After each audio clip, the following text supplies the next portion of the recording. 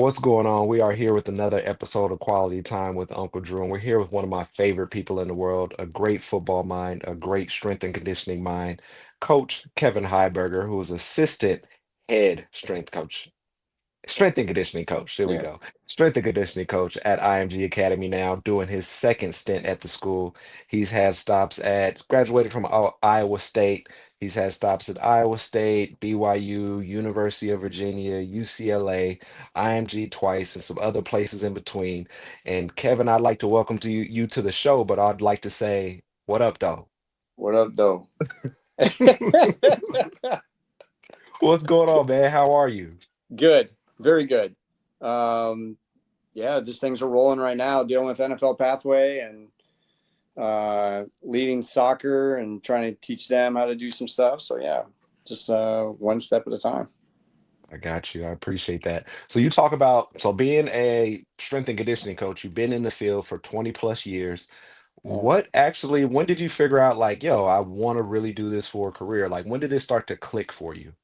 Um, so I originally went to University of Iowa working on a marketing degree. And it was it was 2003. And I remember we went to war with Iraq. And during that time, we went to a recession. And I remember talking to one of my professors, and he said, try to find a job that you would never work a day in your life, mean like a hobby. And I was like, what do I really like to do? Because the only job offers I were getting were rural sales positions in Iowa. No, I just started thinking about my future and what I would be doing. And I'm like, absolutely not. There's no way I can do that. So I started really thinking about what I really enjoy and really love. And I always love training. I always loved lifting weights. I had no clue that I wanted to be a strength coach. I just knew I liked it. So I went back to school, went to Iowa State University, where I'm from, and got involved. Even then, I didn't know if I wanted to be a strength coach. I just knew I wanted to get an exercise science. But I finished my degree at Iowa, my business degree, went to Iowa State, got another degree in exercise science, but at the same time, I was volunteering under a guy named Matt McGettigan and Chris Roof. Those guys opened the world to me of what a possibility is of building something. And I found it so unique, and I was just hungry for knowledge and all that stuff. So I was a little bit older, more than your average intern. Got my master's degree, and actually, I was supposed to get my master's degree through them working with the football program under Dan McCarney, and Dan McCartney resigned, and I was like, well, shoot, I'm I don't have anything. So, but luckily, I was a good enough student that my master's professor was like, listen, we have a GA position open that you can do working with geriatrics. And I was like, what do I do? You basically turn on the lights of an exercise clinic and let them come in and work out and do blood pressures. And you talk about like some of the weirdest things I've seen when it comes to older people, like their blood pressures and heart rates are way off. So you get like a normal blood pressure would be like lub dub, like it's consistent. You get people in their 90s, you're listening, it's like lub dub dub, and like it's just all off and it's all weird. And I'm like, do I have to call the emergency room or anything like this? And they're like, no, don't do that, don't do that. That's just normal for them. I'm like, oh my god, now I know what population I don't want to work with. And I was always enjoying working with athletes because they never made it feel like work whenever I volunteered. And so I worked with Iowa State football for a little bit until they went out of loyalty to that program and those guys. I went and volunteered with the Olympic staff and worked under a guy named Andrew Mosier. And under him, we'll be able to get exposed to like basketball, women's soccer, all sorts of sports, swimming, golf. Um, and it was fun. Like you just enjoy it, just being around athletes, just talking and be able to train and go for something. Got my master's. Lo and behold, I was like, oh, hell yeah, I'm king of the world. I got my NSCA, I got my master's. People are going to hire me. And like, for sure. Like, I thought like I knew everything. Applied everywhere. Got zero response. Ironically, I got a response from your old strength coach, Jimmy Radcliffe. Uh-huh. And he sent a letter to me saying I was a bottom third of all people applying. And I'm thankful for that because it was a humbling experience. You don't know what you don't know. Yeah. And I started thinking, I was like, you know what? He's right. Absolutely, he's right. I need experience. I need to get out there. So I went and called Roof about internships and like volunteering. And he was at USF at the time with Kaz Kazarati. And he said, well, we're going to Baylor, but I know if you went down there, you'd be able to get some pretty good experience. So, and by the way, I was really close to trying to enlist in the Navy at that time. Ooh. Oh, yeah, I was really close. I think I was like maybe 6 months off trying to get in surface warfare. And because that's what my uncle did. Yeah. And I missed it. I missed the mark. So I was like, well, I'm going to go try S&C because I don't want to like be forced into a department that I didn't really want to enlist in for like OCS. So then I went to USF, met Frank there, and he was oh god, it was so funny. He was kind of in a weird mood when I saw him when I interviewed with him and all that stuff. So I came down to USF, got it, and didn't really talk to him much. We were coaching and everything, and I coach how I normally coach. Went to lunch because the football program had all you can eat meals at the cafeteria, and everyone's sitting there. And he doesn't say a word to me. Keep in mind, he hasn't said a word to me really that much at all that week. And he gets done eating food, and he stands up and he goes, "Well, Coach Heiberger, you're one hell of a coach. It's not going to get you very far in this field." And just walked off because his big thing is at that time, you want to be able to coach every rep and be a good teacher. And he respected that. But you were noticing out in our field, people were getting recognized being loud and being obnoxious and not teaching and doing all that thing. So he's playing a joke, but it was funny at the time. I was like, all right, we're going to get along. And long story short, he got the job offer at UNT. I went with him to UNT, worked with him, started the program from scratch and trying to figure out like, okay, what do we want to do and all this stuff. And we were looking up like, we were heavy into like Verkashansky's work, like super training, things like that. And we put guys through some stuff. And to be honest, now I look back, I was like, I had zero clue what I was doing. Mm-hmm. Zero clue, but it was fun. We were passionate and we knew how to coach. You know, and when I say we didn't know what we were doing, meaning like we were just having a good time. And I speak for myself, not Frank. Frank knew exactly what he was doing, but I'm speaking for myself when it came to the experience of like, no, let's do this, let's try this. You know, it's just collaborating with the really good ideas. That lasted about 8 months, and I was doing it for free. And it came time, I was like, you know what, I got to get paid. This is I can only do things that I love to do, and you can work yourself into poverty. Like I can't do that. So then got a job offer at IMG. And this is back in 2011. And they're like, you're going to work with a guy named Lauren Seagrave. And I was like, okay, I don't know who that is. Tell Frank. And Frank looks at me. He's like, you dipshit. Like, you should know who this is. And I'm like, really? Who? And he goes, you know, all these Russian scientists and like all these other people that you read on their books and you don't know who that is. And I was like, no, was I supposed to? Looked him up. I'm like, oh, okay. It's he's literally known as the top sprinting coach in the world. And I was able to work under him for about 4 or 5 years. We would get guys in the combine and we would drop their 40 times by minimum 0.2 of a second in like 6 weeks. Mm-hmm. And we were having like, we took one guy like Stephen Hill back in 2011, dropped him from a 4.67 to a 4.30 electric. And he went from like undrafted to getting drafted in the second round. So really helped out. And so when I learned, my learning and understanding of this field exponentially grew, just being at IMG. And just be from the people that you're working with. We were talking about intellectual knowledge. This guy was world class. And I was able to take his concepts and be like, okay, how do I apply this in a team setting? And that was the big one. Because it's really like, hey, we can get like these individuals and stuff like that, and we're good with the combine, sure.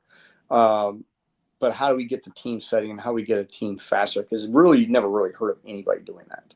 Yeah. So then went to BYU. We were there for only like 8 months, 9 months, because I went there in March and left. in December at the end of the year after we made the bowl game. That was a blast. The guys were very close together. BYU is an interesting place if you're not Mormon. Let's just put it that way. And nothing against them. Like I respect everything that they do and all that. But like shaving every day, I couldn't do it. I mean, that's the reason why I literally grow my beard, because I would do You're straight not going razor. back I'm to like, that? no, I'm not about that. And I would do the razor burn and all that stuff. I was like, I can't do that. So then Bronco took the job at Virginia, and we went in there. I think they had like 3 wins or 4 wins or something like that. And we come in and we had to reorganize. You talk about a group of kids that were just hungry to learn. There's talent. There's plenty of talent. To be honest, at any program I've been in, there's always been talent. It's whether how much they buy into the process. And we took these kids. Our first year, we went 2-9. We're not very good. And I think our top fastest guy that we had was like maybe 19 miles an hour. And so we're like, okay, but at the same time, we were told by the head coach, like, I want these guys to be able to run, and I want them to be able to run nonstop. And so we not only did we implement the speed program, but we also implemented like a ton of conditioning. And they did that. They performed. They didn't stop. And because Bronco was big into like, I'm going to utilize maybe 12, 13 guys on his defense, and that's all he's going to do. And he's going to play them the whole game. Whereas like he would rotate guys on defense, and they would use a lot of people. It's just different philosophies and stuff. And so the next year we're like, okay, we need to make some adjustments. So we really emphasize with our bigs, you guys will get really, really strong, and our skill guys were going to work really, really fast. And our second year, I think it was funny because it was like a July to July training period. So we're doing flying 20s. And our first year that we did that, nobody ran over 19 miles an hour. I think our top one was like 19.8, 19.7. Yeah. The following year, almost the exact date, Chris showed me the GPS data, and we're just kind of looking at it and like, oh, what do they run? Let's compare it. And it was literally guys running 3 miles an hour faster. So now all of a sudden you have guys running 22, 23, and I think at the top one in the NFL was 23 miles an hour. And we had a lot of guys running that, like 22, 23. And I was like, oh, shit. Because then you had like linebackers that were running 17, now running 20 miles an hour. That makes a big difference. Yeah. And so we went from 2-9. I think we won 6 games our second year. We'll take credit for that, for those 6 wins. Because I remember a guy telling me, I was talking to him, and he goes, we really can't make an impact on wins, but definitely we can count our losses. Like, oh, bullshit. If you're going to count losses, you better count wins. So like you can't have one without the other. And if you see me waving, by the way, it's because I'm on a sensor light and I'm trying to make sure that it No just worries. doesn't go out. I just saw the hallway light go off, and I'm like, ah. So we did that, and during that time, Chip came down, and this is when I think he was done with San Francisco at that time. And I think he took like a year off, and he was just kind of going around the country and looking at different programs and different things.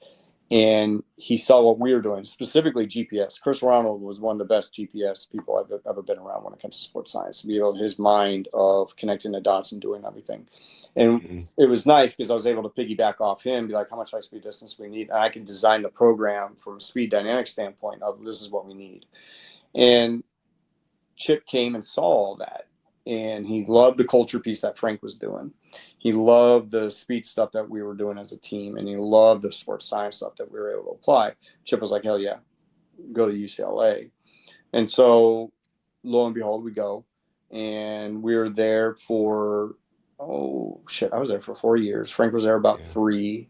And, it'd been nice to have like a little bit more wins than the losses that when we started. But like, I don't think people really realize culturally we had to make a big culture shift.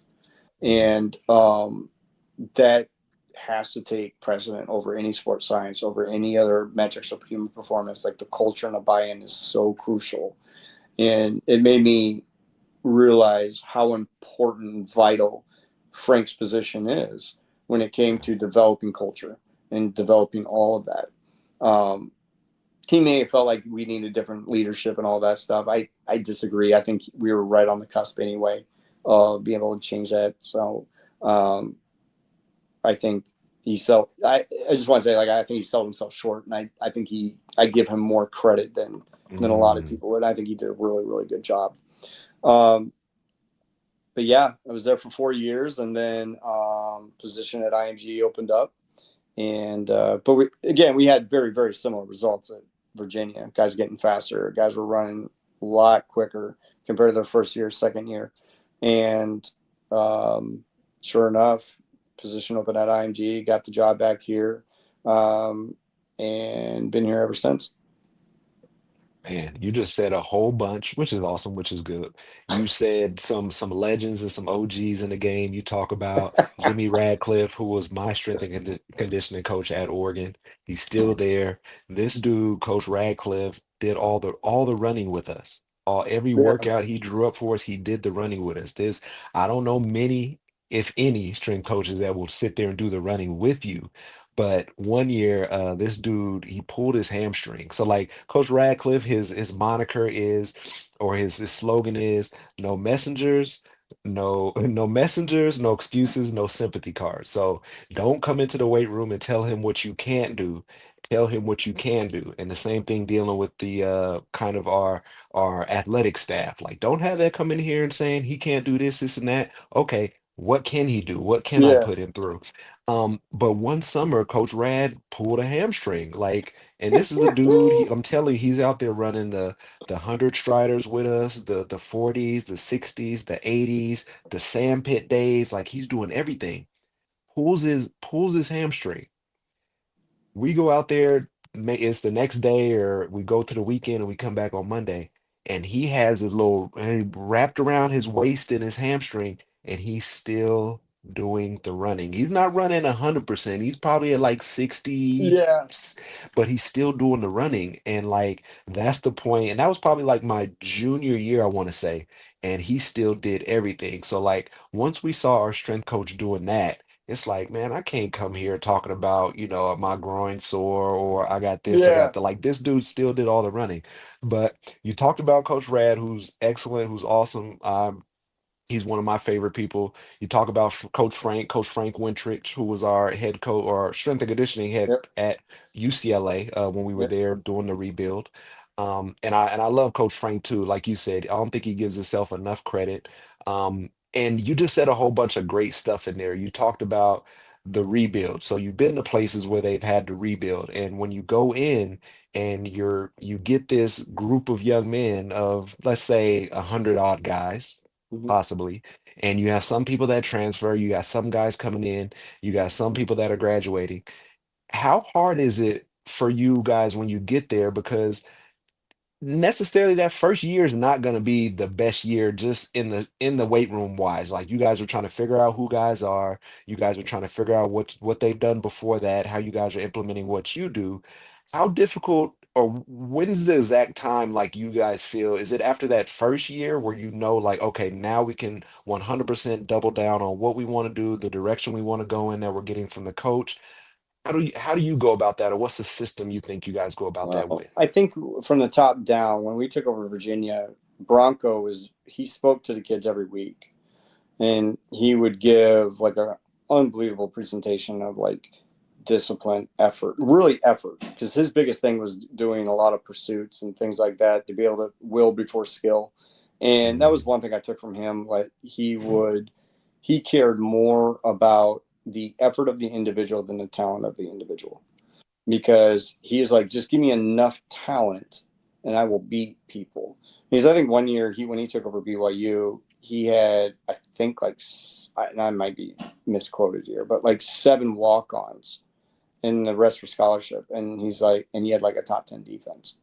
And so he had guys that just loved ball, and he was big into just effort. We were really big into effort and making sure, like, very specific, like when you cross the line, you're not coming up short of the line, you're going past the line. And then guys like policing each other, of like, what is it that you want? Because we can want all these things, but really it comes down to the guys in the locker room. What is it that you want? Like, what do you want this legacy to be? What do you want your efforts to be? And I think that plays a huge role. You got to have guys that want and are hungry and that love ball, like absolutely love ball. And that was the one thing at Virginia. Those guys loved ball. And they have some really talented dudes. I'm talking really talented individuals. One Thornhill, one of my DBs, I think he plays for the Browns still, was unbelievably talented. But he Mhm. also had a hunger and drive to be great. And like you see those things and you're like, okay, like now we can do some things in the weight room that can challenge you that I think will bring out your athleticism. And same thing with like the speed and everything. Like you got to teach them the foundations and all that stuff first Mhm. before you can start doing the fun stuff.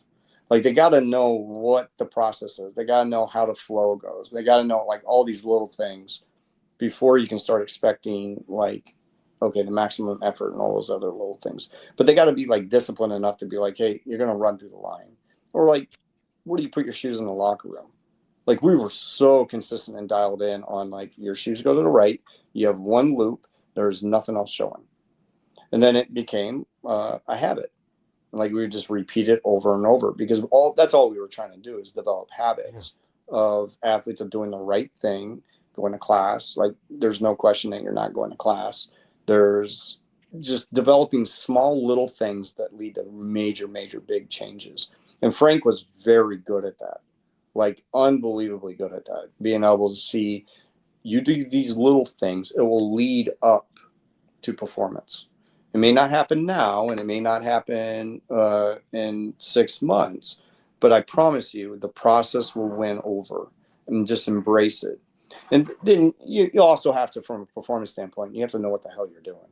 Like, Yeah. I mean, bottom line, like you can sell all this stuff, and like if the kid's getting weaker in the weight room or getting slower, we got problems, and we're especially when numbers matter. And we would show guys. It was so funny. We were showing. This is gonna be off a tangent. We were showing the coaches, and they're like, this linebackers coach. He was like, "Oh man, he such and such players, really weak. He just doesn't get down in position." And we're like, "He's our strongest linebacker. What are you talking about? He squats over 650 pounds, like ass the grass, and comes out of it just fine. He's one of our most powerful athletes. Did you teach him? Did you teach him how to get into position? Did you teach him how to get into the correct stance?" Anyway, but like it's the simple things like that. Like teach the athlete how to do it. Teach them what's right. Teach them what to do. Because if they're hungry about it and they're hungry about wins, they do the right thing. And that was basically it. Like just consistently, never get tired. Be consistent with your message and don't waver the standard. You didn't act, you actually didn't go off on a tangent there. You brought up something really important. You're talking about the communication or the link between the strength staff and the coaching Mm-hmm. staff. And so at the college level and possibly even the professional level, I don't think a lot of people understand like what that communication line is like. Like you guys spend the most time with the student athletes. If we're being honest, you guys, Yeah. I see you guys as early as when we worked at UCLA together. You're in the weight room as early as 4:30, 5 a.m., watching the guys come in as they sign in for their, I forgot what we called them, sleep scores or what we call them. Yeah, yeah, yeah, yeah, yeah. Like they would come in. Well, they came in for. Oh God. Well, if we weren't doing burpee box jumps at 5 a.m., it was doing. They were coming in doing like they'd weigh in and make sure their fluids are right, like hydration levels, and then Yeah. they just walk back out. Yeah. So we'd have them come in, like you said, they will talk about burpee box jumps, we'll talk about the 5 a.m.s. But players would come in, they're making their way in at maybe 5:30, 6 a.m. The weight room coaches are there, they're Mm-hmm. weighing the guys, they're writing down their weights, they're having them grab some hydration stuff. They're up at breakfast, they're kind of monitoring what they're grabbing on their plates or what time people are checking in, because we had to Yep. check, that's what we started to do. You talk about the small things and the habits of things that we had to do at UCLA when we got there. The strength coaches are there every meal. They have the weight room open in the afternoon for extra lifting if you want to come in. They're there in the evening for training table to weigh you again to see if you got your weight, you made your weight back or the water weight that you lost during practice that day, that you're back at the weight that you need to be. So that shows if you've been drinking or not. So, but outside of that, you talk about the communication with you and the coach. Like, I don't think people know, like, even players per se, like you guys are like in lockstep a little bit. The wide receiver might coach might come and ask you, "Hey, how did this player do today at practice?" Or "How did he do today in his weightlifting session?" And you guys will meet as a staff after every strength and conditioning day, and you guys will talk about every single player. And I think you guys will give out stars. I think. Mhm. 5 stars or whatever. Hey, did this person follow directions today? Okay, 5 stars. Was this person what's the word? Did this person have energy today? Okay, 5 stars. Did this person, oh, this person didn't finish a couple reps, so we gave them 4 stars on finishing or whatever it might be. Talk about why that's so big in you guys talking collectively as a group and as a weight staff, and then also what that message is going upstairs to the position coaches, the coordinators, and the head coach. I think so. Let's start with evaluation. So we would evaluate every day that the player went through, and we evaluate them on grit, coachability, technique, mudita, and then in the fight. And so, like those things were like grit. How do you measure grit? It's like, what are you doing when people aren't looking? And it's like we are looking at everything. Are you just sitting there chit chatting with your friend, or are you actually getting after it into the weight room without even stopping?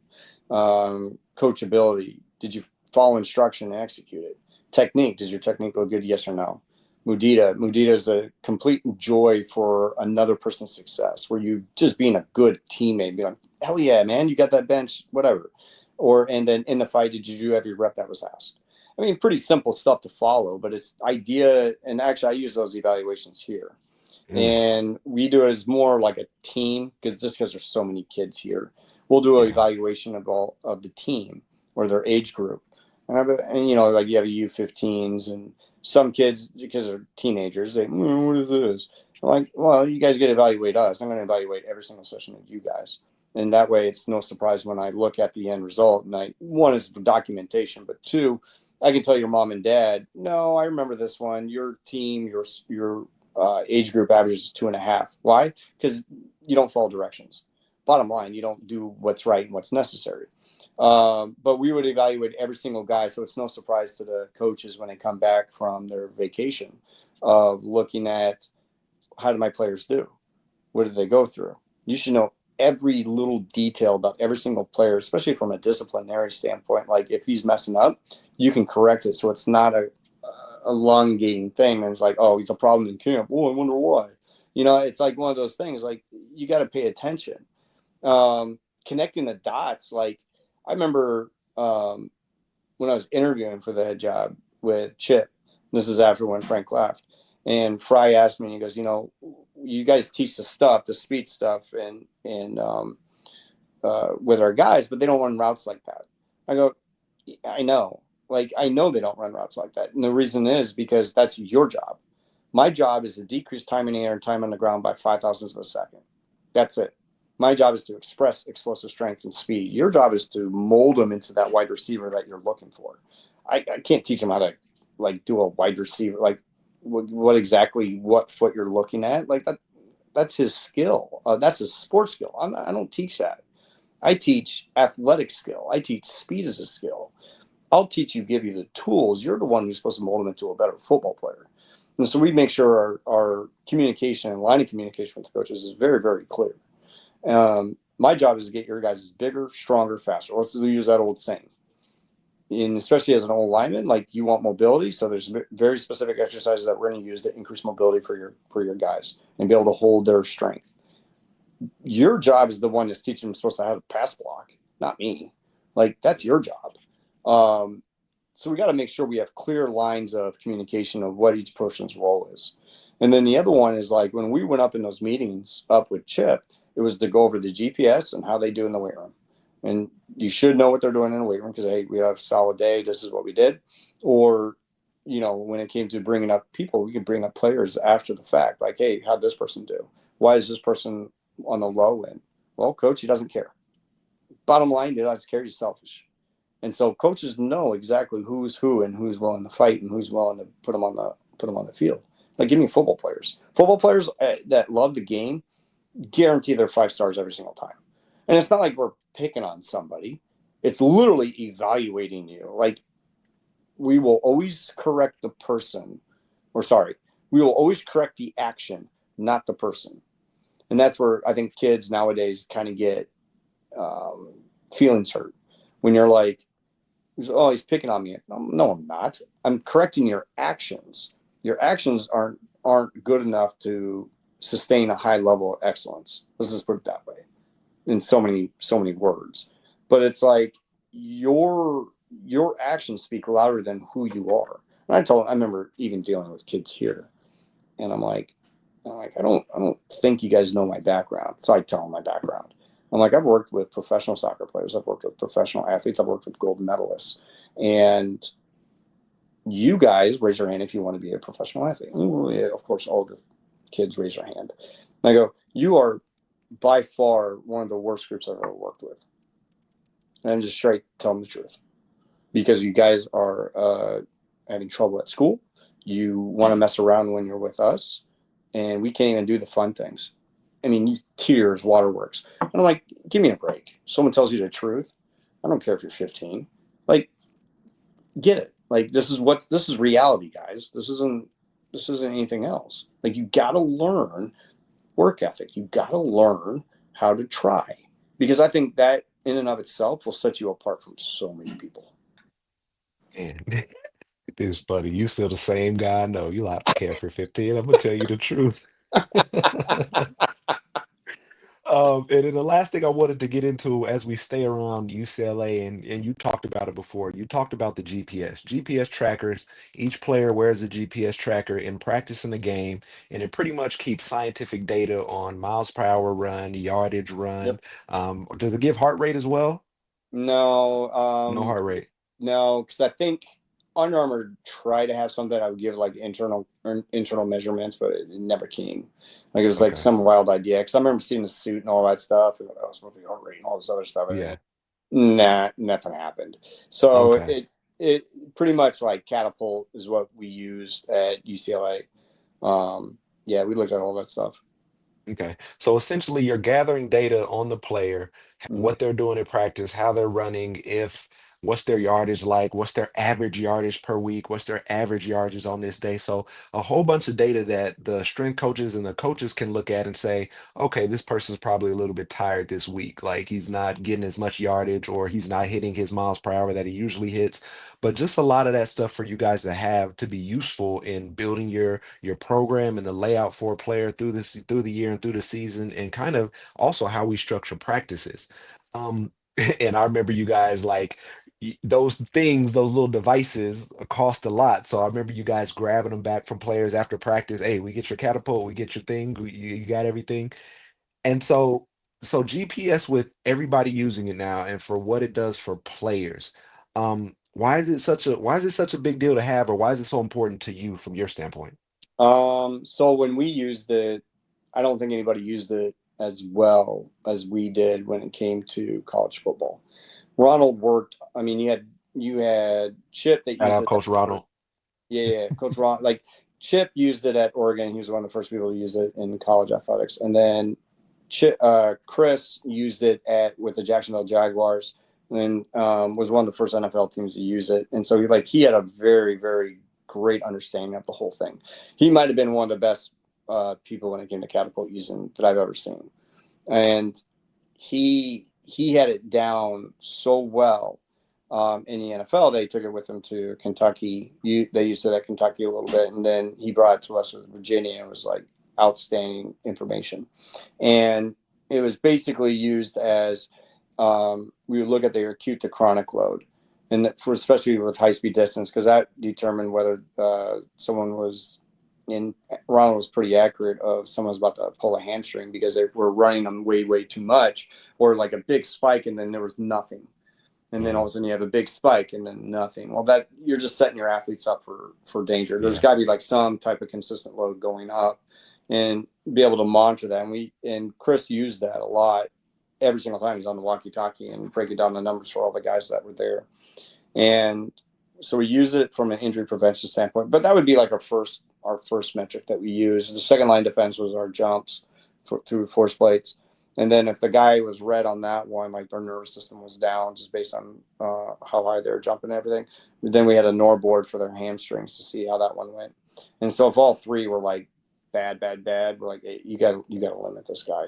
It doesn't mean he's going to pull something absolute. Like that's not what it means. It's just more an idea of how do we keep our guys on the field fresh as possible. I think our player availability when we were there with Frank, it was over 90% or over 95%.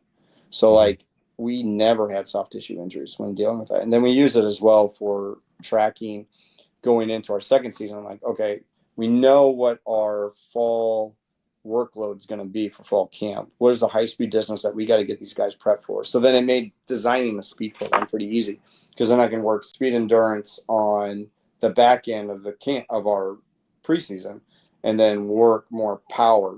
So you like I'm working power and speed and then getting more of that speed endurance aspect for the hamstring that I'd put in there. And that's way I can still develop the speed program all the way back in January. So we just follow the program. I mean, once it's written, it's pretty. Just follow it, and then you just get results. And it's like, all right, cool. We got guys faster here, but yeah, from a performance standpoint, just miles per hour, making sure it's like checks and balances for each of us. Like, hey, are they getting better? Are they not? And especially when it came to looking at acute to chronic when it came to high speed distance. That was a big one. So kudos to the whole strength staff that was there at the time, Coach Ronald, Coach Frank, you, and if I'm missing anybody, Pat that was there at the time. Other Black Frank that came, my cousin Frank Davis that came a little Yeah. while later. Big Frank. Uh, but that's what I wanted to talk about. That's what I wanted to say. Like you hit the nail on the head when you said when we were there, like when we were at the pinnacle of what we were doing, we were at 90 to 95% availability for players. There weren't very many soft tissue injuries, so the injuries that were happening were like ACLs or Mhm. breaks or fractures and stuff. And that's kind of when you know you're doing the right stuff in the weight room and what you're doing. One thing I wanted to talk about, where I just want to give you guys another pat on the back. You guys would hit the hell out of prehab and rehab as far as foam rolling, stretching, pull regen on a Sunday after a game. Like there was so much stuff you guys did to say, how do we prevent these guys from getting hurt? How do we prevent them from overworking? How do we get them to roll out these toxins and these sore muscles that they have? Which, if you don't do that stuff, or you go out there and you're like, man, I'm sore today, but I'm not going to stretch. I'm just going to start running. It increases your likelihood to have something like a pulled hamstring, a groin, or soft tissue injury. Um, but outside of that, you guys did like it was like you guys are working a you guys are just working. It seemed like you guys were just trying to say, how do we get ahead? How do we get ahead and stay ahead? And at times it was just like, yo, like I know the players will complain, like, man, we gotta roll out.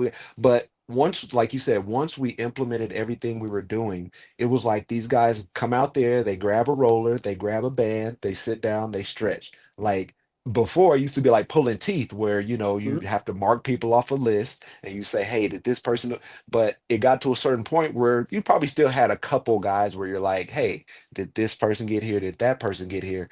But for the most part, you guys, once you guys got to where you're going, and you said it earlier, when the players start winning or when we start getting wins to match that, players are like, oh, okay, like this is what we're doing this for. But when you're getting L's, it's still hard for them to be like, man, I'm not coming to pool regen. I'm not Yeah. sitting here gonna stretch out and do this. And when you're winning, it makes that easier. So, what advice would you give to, a teenager right now when it comes to strength and conditioning, when it comes to strength in the weight room or conditioning on the field? What advice would you give them about what they should be looking for in a trainer or even what they should be doing? Um, well, one, and if I'm in high school, because when you go to a college program, you're going to be starting from ground zero with them, regardless of what your strength levels are, or what you've been doing. You can say, I have all these high school accolades. It doesn't mean shit.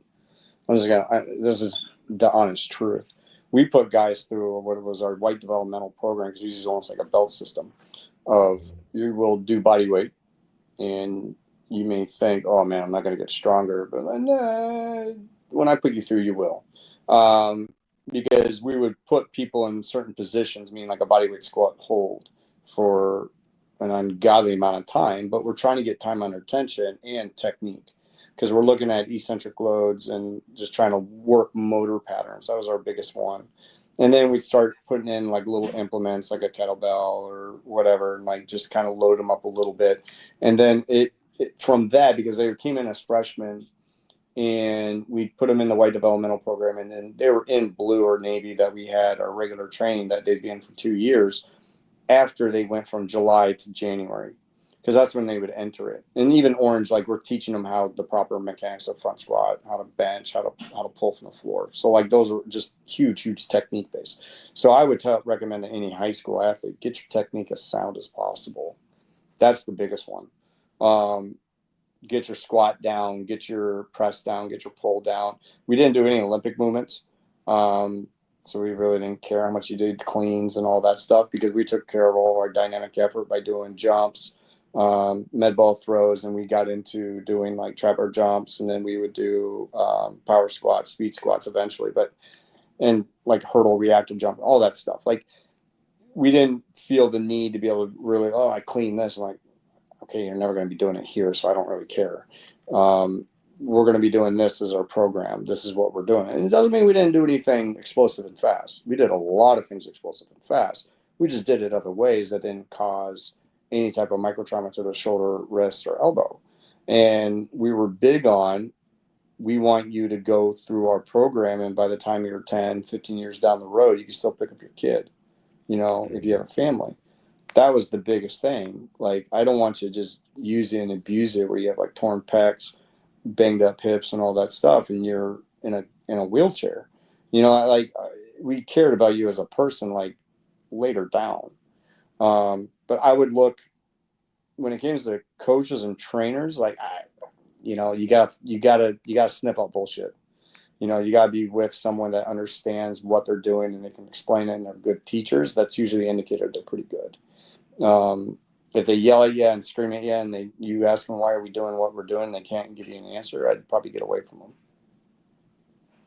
100%. So you say if you're a high school guy or teenager, focus on technique, Mm-hmm. because you get where you whatever you, most likely wherever you go to college, they're going to start you at ground zero, because they're going to be like, all right, Absolutely. what's your flexibility?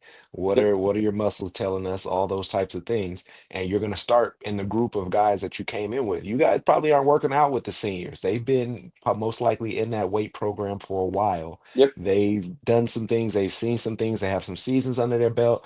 What you guys are trying to get them ready for is to get them ready for fall camp, and then also the season, which they've never been through. Most Yep. of them haven't been through a collegiate season or a collegiate fall camp yet. So that focus on technique if you're young guys. And then I think the great thing about talking to you is that you work with teenagers now, so you talk to their parents. So you have a direct line to their parents right now. For the parents who are either their kid is getting in a sport, or they want their kid to get a scholarship, or they have them playing organized sports, what advice would you give parents on what they can do, or just what advice would you give them about their kid? Because sometimes they have these lofty goals or expectations of what their kids are supposed to be doing. But what would your message be to a parent of a high school kid or a teenager about their workload, or about them playing multiple sports? Just any advice like that. Be realistic. Um, like, I think, one, play as many sports as you possibly can. Um, because I remember talking to some people, I'm talking strictly football, like football athletes. To be honest, I can talk about any athlete. I think you should play multiple sports or be exposed to multiple sports, especially at a young age, because you develop such a library of movement patterns that's Hmm. going to help you down the line and improves your athleticism by quite a bit. Most of your best athletes are your multi-sport athletes, hands down. Um, can you specialize too early? There are only certain sports that you can specialize too early. One is gymnastics. Um, I think the other one might be swimming, but I can't remember which other one it is. Um, So I think having multiple sports, play as many sports as you can, enjoy playing many sports, because now when you get to college, that's where you're specializing. And that's where you should be specializing during that time. Now, here, like there's people are paying quite a bit of money for their kid to specialize a little bit early. That, and I'm not saying that's wrong. I think we can provide another means through our field of like, hey, we're gonna do something else. That's, well, what is it? Well, we're gonna play a game that's gonna expose you to some other type of athletic skill sets, because we know in the long run it's gonna help you out in the future. That way, one, you don't lead to burnout where you're just playing one sport all the time, but two, it gives you kind of like a refresh of what you're here for. Actually, we just had we had our younger girls, U16 girls, play kickball, and they were loving it. But it just gives them an exposure to compete, and it gives them a different skill set. And so I think it makes it super fun, and it's a change of environment for them. And I think that's what they absolutely need occasionally. Yeah, we can do their sport and get real, because it does show that if you specialize in your sport, you do get pretty good at it. Um, you just got to be careful and walk that fine line of don't get burned out by it. But I think when we sprinkle in from our department, we sprinkle in like games and other things for them at their age. I think we're doing so much benefit for them. And because it gives them a fresh look at what they need to do. Now, talking to parents, besides being like realistic with them, because someone like, well, he should be running this. I'm like, well, did you play athletics? Did you play college athletics? And I'm not saying like I do that with every single person, but like that's what I mean. Like, be realistic. Um, my high school coach, football coach, used to say that, like, because you had these parents that demanded my kid play. It's like, well, what did you play? You know what I mean? Like, did you play college athletics? No. Well, like, don't put so much pressure on your child. And I would just be like, listen, little Johnny's doing really well. Um, he's getting stronger. That's important. His technique looks really good. He's very coachable. Those are the attributes that we're looking for at his age from a motor patterning standpoint, and helping them. Now you could say when they get a little bit older, and I'm like, no, we're going to work explosive strength and try to help him so when he goes to college, he may be able to stand out as a freshman. And so, like, can we set him up to be able to get not only a scholarship because we're expressing more speed and explosive strength for him, but also be able to maybe compete as a freshman level, because you are more physically developed than the other kids. Um, but yeah, talking to parents, it's kind of interesting. The ones um, that aren't so compliant, you really don't hear from them, Hmm. for whatever reason. Because but one, I'm very good at documenting, and like I'll document a lot of situations, and I ask my coaches to do the same thing, um, just in case. I think it's important, but like it's really the ones that really want the best for their kid, and I 100% get it. And it's like listen, you got to be patient. It will come. It will happen. Your kid's very good at the sport. I know he's not very strong right now, not very fast right now, but he hasn't even hit peak height velocity yet. He hasn't matured. Let that happen first, and then we'll get into it. Thank you for that. Enjoy it. Don't do too much to get burned out too quick. Play multiple sports, just Yeah. if you're a kid or a young person out there. And then as a parent, be realistic. Just because you look up, who has the fastest 40 times running or 40 times, 100 times running track at that age group, that's not the benchmark for your kid. They're different body type, different skill set, different stuff like that. So don't put that on your kid, and make sure they're having fun even playing the sport. Like, Oh, that's the biggest one. Like that's the biggest one. You gotta like have fun, and like enjoy it.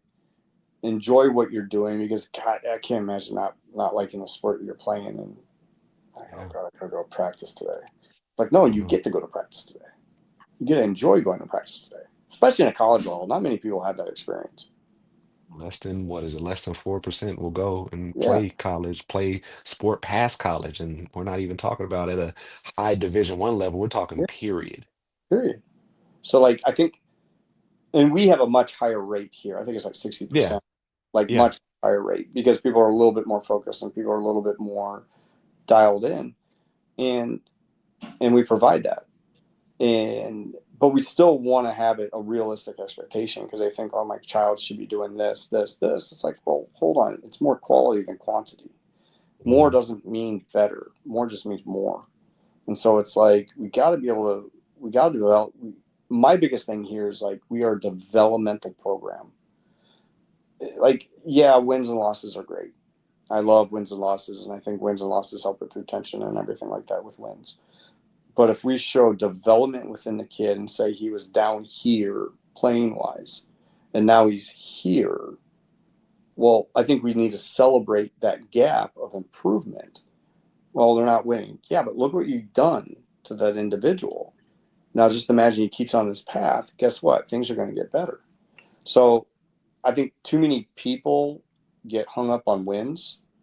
And I think if your process is good enough, the wins will happen. That's why I'm big on embrace the process, embrace the teaching aspect of it. Because I think once you focus on the outcome, things become bad because then you make quick decisions and you don't stick to your plan. Yeah. You said a key word there. You said development, and I think development is going away. Not in a sense. I think the coaches that know how important development is still talk Mm-hmm. about it, but you have young people who jump from team to team or from going from coach to coach or trainer to trainer, doing what looks nice, doing what's recorded, doing like all these different things of just like what looks good. Hey, I want to do what this NFL guy did for his workout. And that don't mean that that workout is good for you. You just want to do it because you see someone else doing it. Yeah. But if you ask me, I say development now, like you said, a lot of parents want their kid on the field and they want them playing and you're like, yo, this is first year playing this sport. How do you Mm-hmm. expect them to come out here and compete and start with guys that have been playing this sport for 4 or 5 plus years? Like, let them learn it, let them fall in love with it and enjoy playing it, and he will get good or he will develop. The more that he does it, the more he shows up, the more Yeah. he works, and that should be it. Oh, absolutely. I, I think people get skewed by social media of what's expected and all this other stuff. And it's like you gotta you gotta embrace the process of learning. You gotta embrace the process of adaptation. Um, but again, I think really focusing on wins, I think it's so short minded or so like just short visioned. Yeah, tunnel I think vision. Hmm. yeah, I think it's you got to have the vision and the patience and the understanding that it's much more than that. We're going somewhere with this.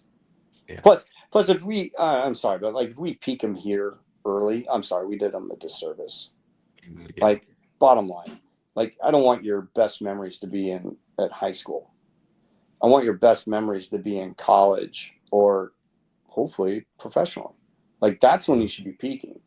That's when we're doing you a very good thing. I think it'll be good. Like, oh, if a kid's like, man, I didn't like that, like that coach, and he was very hard on me, at the moment. But then, like Mhm. maybe 4 or 5 years down the road, he's like, oh, maybe he was right. Maybe it was right that I should have had my shoes tied. Like, I get why he was on me because I was chewing gum and he told me to spit it out. Like, come on, man. Like, we're trying to develop habits here in this developmental program that will set you up for success, not only in sport, but in life. Like, hey, when someone's talking to you, be quiet. Like, don't talk to your friend. Just pay attention, eyes on me. And I think those little life skills go a long, long way. So I got to interview the great Don Pelham last week. And you know as well as I know, Coach DP is really intense. And I Yep. went to college. DP, being both DP, both graduated from Oregon, but DP coached at Oregon for 20 plus years. Yep. And that's one thing, like I told him about his position group. I said, your standard for your position group is high. I was like, and there's sometimes you hear grumbling, like you guys are out there before practice, you guys are out there after practice, you guys are in your film room 15 minutes before you're supposed to be there. You guys are taking your lunch from training table and going watching film in the room because that's Yep. what DP expects. Yep. And I asked him, I said, DP, like, and we laughed about it and everything, but I was like, what do your players tell you when they see you at practice or after a game now? Like, what do your former linebackers say to you? And he was like, they say thank you, coach. He was like, Mm-hmm. we didn't know what you were doing at the time, or you were very hard on us at the time, but you pretty much set the standard. And that's what And that's why it's hard to really, as a coach, and this is my next question I'm going to ask you. As a coach, it's not about being liked. It's Yeah. about knowing that you have a job and you have to get somebody to a certain point to be ready to play and to be prepared when they go out there and step on that field. Um, so my question to you is, how important is it for you to be liked as a coach? Is it important at all for you to be liked by your players that you're coaching? No. And now I say that the way I say it, but like I get along with all the guys. Like I may be rough around the edges at first, but I'd rather come at you like this and then open my hand. I mean, that's a Pat Summit thing, Mhm. um, where I'd rather come at you like understand this is a standard and this is what we're doing, and understand again, I'm not your friend, I'm your coach. And as long as we have that saying, we can be cordial, and then later on we'll be friendly. But like right now, if we're in this hierarchy, and I'm here and you're here, I'm your coach. I'm not your friend, and it will always be that way until you graduate. And people may say like, well, you got to be friends with them or with that, or like you got to be liked. I'm like, I'd rather be respected, and that was one thing. Now it doesn't mean that doesn't mean I'm a goddamn prick to everybody all the time. Like we will have a good conversation. We will have get things going on, but there's a certain standard, certain ways of doing things that should be upheld at all times. Mhm. And when you do that, and you have to understand that I have my best interests out for you, that's what it should be. And then once you get done, like, yeah, I'll be friendly with you all the time. But like we have a job to get done. Like my job is to get you as developed as possible. And it's like I'm not here to be liked. It just doesn't make any sense.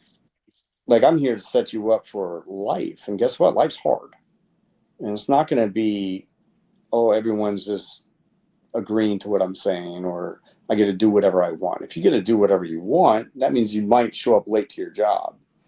If Yeah. you're able to do everything that you want, you might be like, I'm going to skip today and then see what happens. It's like, I always try to tell people, I'm like, there's certain rules and habits that we have to follow, whether we like it or not. Like, Yep. yeah, Everybody. I would love not to show, I'm kidding. I like my work, but like, you know what? I'm going to just take a day off. You going to tell anybody? Nah. You also have the responsibility to hundreds of other athletes as well. So it's not like just you not coming to work, it's just you not being there. It's like if I don't come to work, these athletes don't get their workout in, which mean they're a day behind from preparing Yep. for the game, or they've Yep. lost a day in the off season, whatever it might be. Like it becomes way bigger than you. Like you said, if you don't have tunnel vision or you're looking at the bigger picture, you don't have the leeway to mail it in on a day. You don't. No, don't. And I remember Frank used to saying, you can't get tired. You Mm, can't get tired of upholding the standard. And I agree. I agree with that. And and again, like as soon as you let one little thing slip, it starts to pile up, yeah. and it does. And but to be like, I find it fascinating where like I gotta like you. Uh, I just I don't know, man. Like with working with female athletes, and this I think this rings true. They gotta like you before they respect you. Whereas Okay. we're males, it's they'll respect you and then they can like you and all that stuff. I believe that Mm. wholeheartedly. And because I'm a little bit more stern with the boys.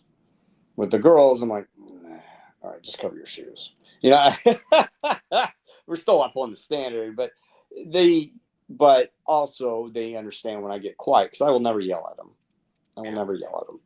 But when they see me very quiet and I'll talk to them very sternly, they know I mean business. But I'll I know like, you about to flip your shit. yeah. But with the boys, I'll blow the whistle. I'm like, you got to Yeah. be kidding me. Yeah. If you think this is okay, like you think Hmm. it's okay to sit on the box, you think it's okay to just mess around on some of the equipment. I don't think it's okay because you don't understand that if you slip and fall, you get hurt. And then you get hurt on my watch, that's a no go. Yep. And that will never happen. That's interesting you say that's like a coach and a teacher, they have to, and I think it's very important because I don't think you can treat women like you do men. Like we're different. We are different. And especially sports wise. But being a coach is knowing where to adjust in your Yeah. coaching regimen, what to ease up on, what to push a little bit harder on. And I saw that firsthand with you when you guys came in, or because you worked with the skill position, you worked with wide receivers, running backs, quarterbacks, and that's my same group that I came up with. But you also know what the standard is. Those are the fastest guys on the team. Those are the teams that are getting in the end zone and the touchdowns and the specialists. Like those are people that have the ball in their hand every play. The responsibility is so much higher for them that Hmm. they don't have, and not to say they don't have the same responsibility that other people have, but they get the glory of scoring the touchdown, of making the first down, the game-winning catch, the drive, whatever it might be. Switching gears a little bit, because I don't want this to just go, I love talking to you about everything. You've been so many places, like we said, BYU, University of Virginia, North Texas, USF. Outside of IMG, what's been your favorite stop along the way? And I know that could be a hard question. I think uh, my favorite. Ooh, that one's hard because they all have their like points. You know what I mean? Hmm. I think working with that BYU team was something unique and something special because they really love ball. And I'm not saying the other groups didn't. I'm not saying that. But like the team chemistry and the team bonding that that team had. You had Fred Warner at your middle linebacker. You had Harvey Lange. He was a linebacker outside end. We had some pretty good corners. Taysom Hill was on that team. He got a Liz Frank on his foot, and we had some pretty good linemen and pretty big guys. But like the team chemistry and the bonding was very, very like cohesive and great. And they love like some of those guys love ball, and Hmm. then good group of dudes, like no issues. They enjoyed getting after it in the weight room and being getting better, and they knew they were getting better. So it was something different for them. It was something cool. That would probably might have been my unique experience of like because I remember we beat Nebraska. This is funny. We beat Nebraska. Taysom Hill runs on a 24-yard run, gets a Liz Frank in his foot, and we're beating them 24-10. They came back, and I think they tied it or up a little bit. I can't remember, but we won on a Hail Mary, and I was doing the airplane on the field, and it was they had that stadium was so loud, and then you could hear a pin drop as soon as we scored that touchdown. And it was the first win, a home. It was the first loss for Nebraska in 30 years for a home opener. Yeah, yeah. It was way cool. But the Ooh. team chemistry So and bonding was out, and that was really unique. yeah. So a couple things. The funniest thing is I ask myself every other day how the hell Fred Warner ended up at BYU. Every other day I ask myself that where I'm just like, how did what you're like thinking about professional athletes, and there's some people that fit in schools like, oh, they're Beckham, okay, LSU, I know that. Okay, this person here. Yeah, Every time I come across like I forget Fred Warner went there, and I'm also like, what took him there? Like who? But anyway, outside of that, and I think it's interesting that you said that was your most unique stop too, because like you said earlier, you were only there for 8 months. mm-hmm. Yeah, And so like it doesn't matter about the wins and the losses and all that. You're talking about like, yo, the players love showing up. It was a pleasure. It was fun to coach them. It was fun yeah, to be around them. Like, and I think that trickles down from Mendenhall as well, as far as you have a coach that is working hand in hand with brought in you guys, handpicked you guys as a wait staff to come in. And so you know that what you guys are working towards is really top billing and top level. Um, and it's funny, you might have answered this question in per se for what you just said, but the next question was going to be, what's the most memorable game as far as you being a coach and on a staff for your 10 years of career? there's a few. Okay, so that was one of them. Um, it was funny that season because there was a lot of memorable games. So we won that one. Is very sticks out my head. Um, we won the next one on a Hail Mary again against Boise State. We play UCLA at UCLA, and Miles Jacks picks us off, and because we were about to score, and Yeah. he picks us off. and then we played Michigan, and that was one of the most memorable games because they kicked our teeth in. And Hmm. it was Jim Harbaugh. I can't remember if it was first year or what there at Michigan, and they beat us like a drum. But we were so tired. The other game that I will remember was the one that, oh god, we played Washington State when Leach was there, and it was like 63 to 54, something like that. And it was just we were down by 35. Yeah. We were down by 35, and we were just like, what is going on? Like, because you see all the talent at UCLA that we Hmm. had, and then Yeah. we roared back and won the game, and that was so memorable because I remember watching even before the game started. They had Gardner Minshew came out and he was like roaring up the crowd, but Hmm. you were on the field when the guys were warming up, and Mike Leach is just eating a banana at night. I'm Yeah. like, what's he doing? Like, like just and then you're just like, what? And yeah, that game was probably one of the most memorable games. I mean, we scored at will, but we scored at will. I mean, we almost averaged like 34 points a game when Chip was calling, and so like, just defensively, we're kind of Swiss cheese. But like we won so many games, uh, or scored so many points. It kind of was like we just gotta get this defense. And we talk about bad luck. Sometimes we just had bad luck on our side. Yeah. Yeah. I mean, it's just yeah, So the same game you talk about. So this is UCLA versus Washington State yep, in 2020, 2021. Was it 21? 20? I can't remember exactly, but I'm trying to give the viewers, if you want to go look it up. But like you said, we were down 30 something points. And football is crazy because football is like we've been a part of so many games that not to say the score doesn't matter, but there are games that you're losing by a lot. There's games you're winning by a lot. But as coaches or you're on the sideline, you're trying to keep people locked in. You're like, hey yeah, guys, let's go. Like, let's get in the end zone just one time. Hey, let's one more score, we could put them away. You're stopping people from laughing on the sideline and playing. But just because with sports, it can go one way or the other. mm-hmm. That game, and it wasn't Gardner who was whatever. Their quarterback had 7 or 8 touchdown passes. Like and we started to come back in the second half, but we had a kick return for a touchdown. We had a Yep, punt return for a yep, touchdown. We started scoring on all these long plays, these passing yeah, plays, these super long, like everything just started clicking. Chip was in his bag calling plays. yeah, The DTR was on fire. I think DTR threw 6 or 7 touchdowns as well. Demetric Felton had a long angle route out of the backfield that he took for, I think it was like 80 yards for a touchdown, maybe more. Like you had everybody. Kyle Phillips was balling. yep, I think Devin Asiasi scores a touchdown. Like there was so much stuff happening. And this, I'll just say the funny part of my story is like like I said, like we're not sitting here. I'm not sitting here and being like, man, we're about to lose. Like I'm over here, I'm looking at the scoreboard, and as a coach, you're like, yo, this is bad. You're like, yeah, you're looking, you're like, yo, we might get fired if they put up one more touchdown. Like, they might let us all go tomorrow if we don't stop these dudes in the end zone. And like I said, they were kicking our ass, and like most of their fans had left. Like I'm mm-hmm. talking like there were people that would leave in like the beginning of the third were like leaving, like their fans going home. And so like we had got it down and we got it close and they had the ball. I think they were about to run, they were trying to run out the clock or something. And they threw the ball to, I think it was that running back, that short guy, 21, I think it was. And Chris Barnes tackled him, but he stripped him.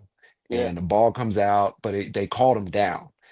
Um, and so I'm talking to some stuff to some fans that are in the first row and they're talking stuff to me and I'm like and I'm looking at them and I'm mouthing and I'm like it's a fumble and they're like no it's not and I was like bet some money. I was like bet five. I was like bet 5 and they're like yeah okay bet 5. Referee and you know how the Pac-10 Pac-12 after dark is like weird yeah, stuff happens like games yeah, aren't over till like 12:30 in the morning 1 o'clock and the ref comes back on and he's like after reviewing the play we've determined that it's a fumble and so the guy in the crowd digs in his pocket to take out the money, and I'm like screaming and yelling like by this point, like because I'm like, I think we're about to do it. yeah, And I walk up to him. He's in the first row, like right on there. And so I walk up to him and I just walk up and I shake his hand and I'm like, nah, man, keep the money. Like, we're just gonna take this win. Like, that's all we're gonna do. And so Yeah. after that, I think that's when we scored that last touchdown to go up. And the look, like you talked about when you guys scored against Nebraska and it got totally quiet, that's one of the best feelings to me with Oh yeah. sports is when it's all hectic, it's all chaotic, and then you do something and everybody is just stunned. And that's Yes. how it was at Washington. There was nobody sitting down on the sideline. Everybody's going crazy.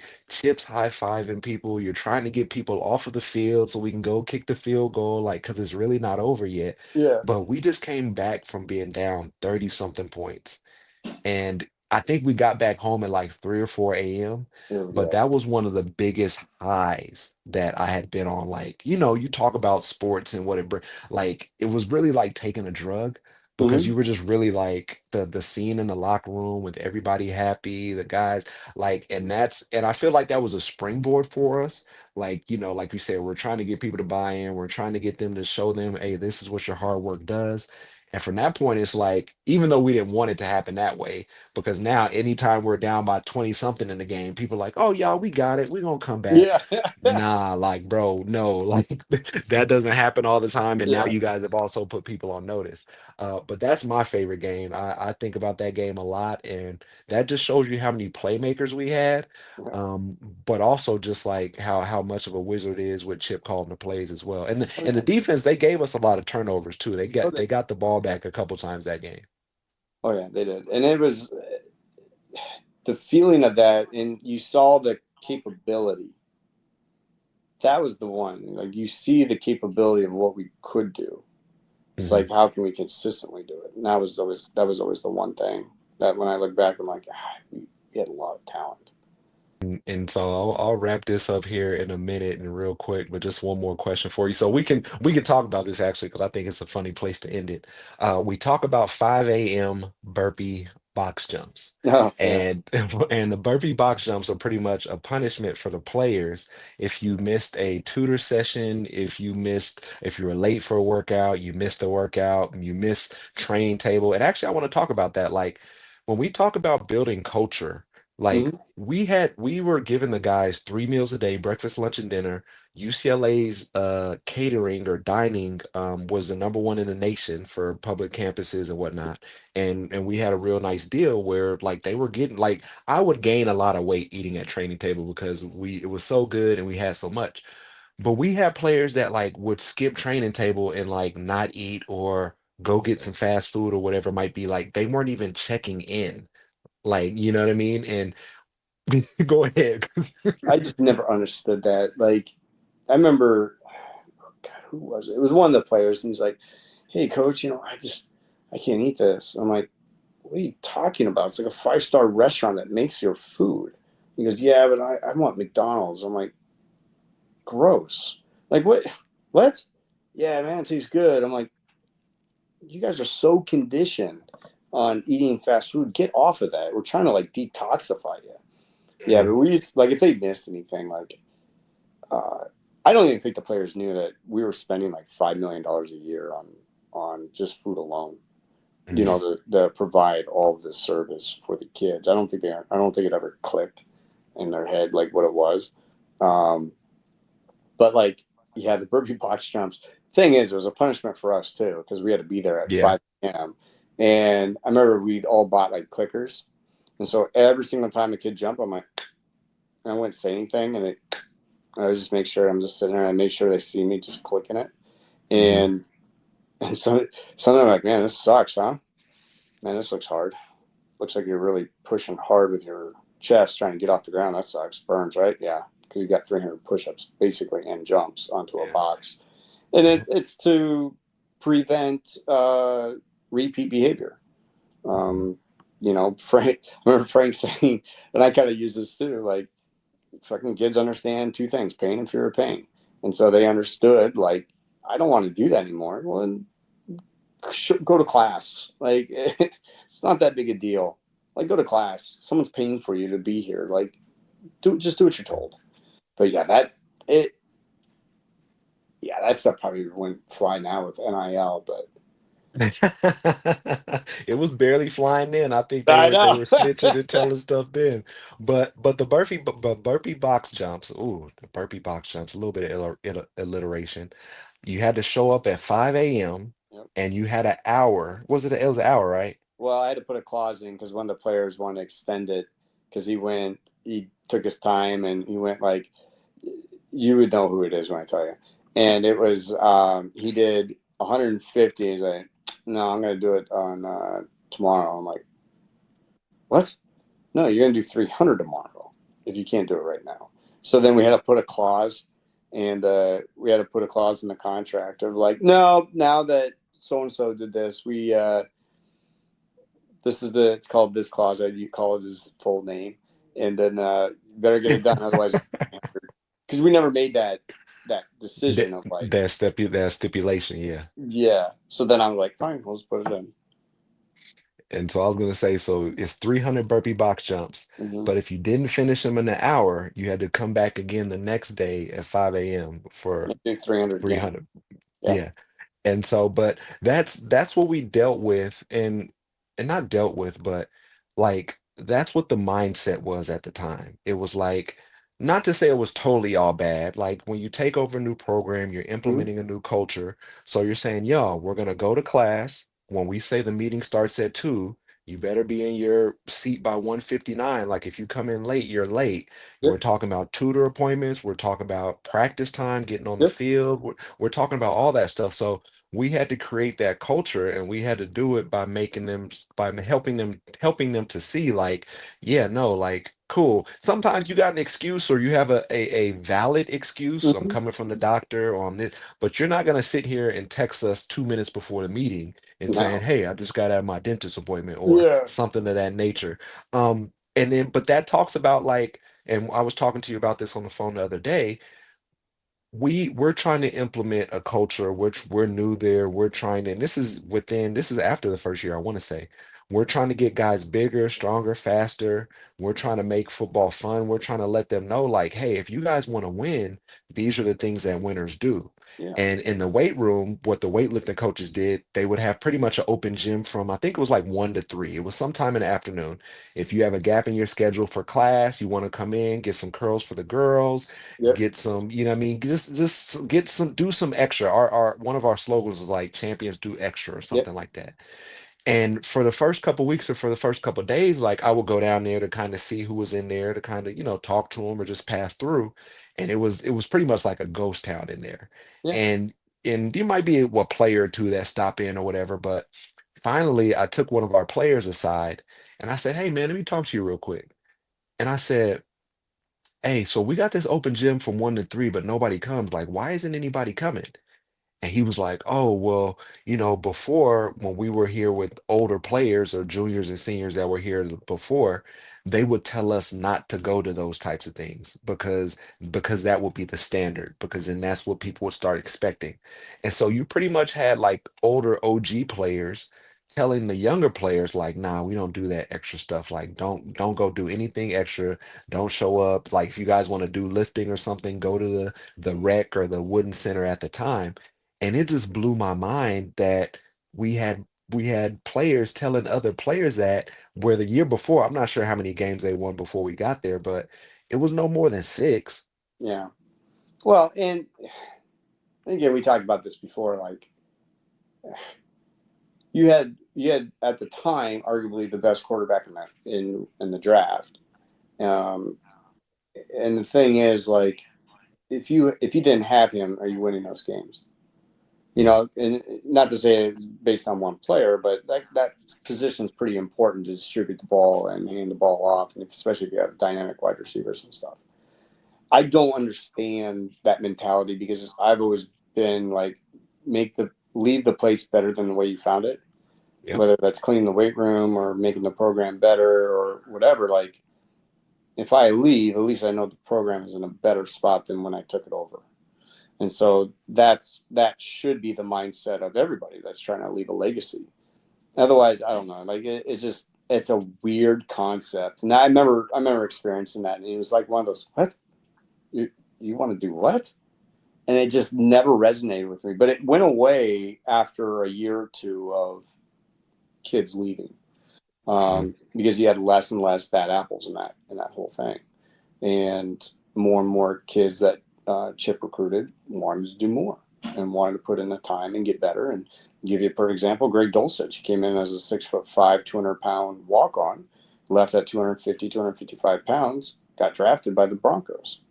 Mhm. Um, he put in the time, he put in the effort. Like, it's just Josh Kelly. He was one of those that was before, but at least he stuck around and did more.